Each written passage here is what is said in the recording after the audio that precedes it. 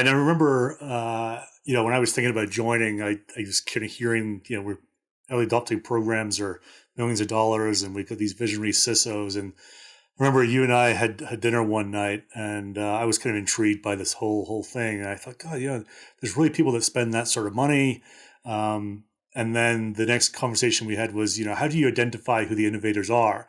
I remember asking you the question, thinking that what was going to come back was some amazing algorithm for, triangulating 8 different points of their social presence and LinkedIn or wherever, and their speeches and where they're at and things like that to figure out, is this person going to be an innovator or not?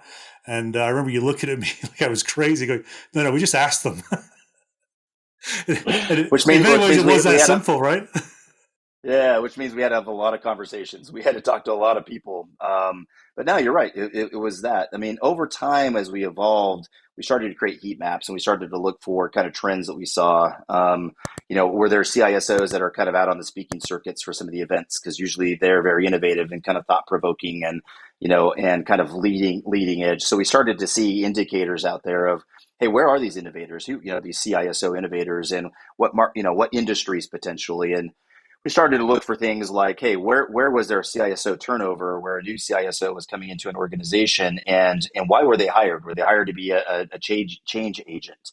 And if they were hired to be a change agent and an innovation change agent, then they could be a really interesting kind of profile for us. So very early days, it was very much like you said. It was very, hey, let's just ask them.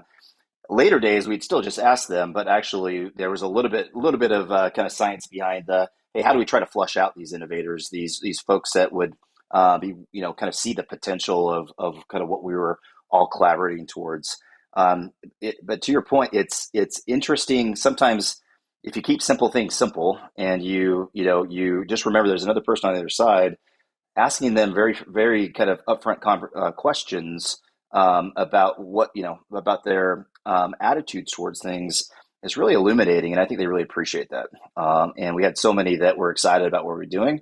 Timing was off; wasn't the right time for them. Risk appetite wasn't there for the organization.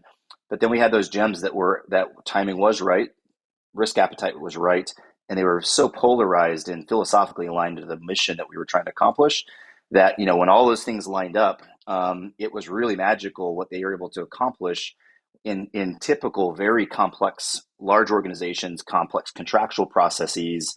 What we were able to actually kind of get through because we had someone who had juice, an executive that was empowered that said, "I'm willing to take the risk. Let's go." Right. And so you have legal things you'd have to kind of negotiate, but actually they took a lot of business risk because that was the expectation that we had set, to your point, kind of up front, which is we need your help doing this.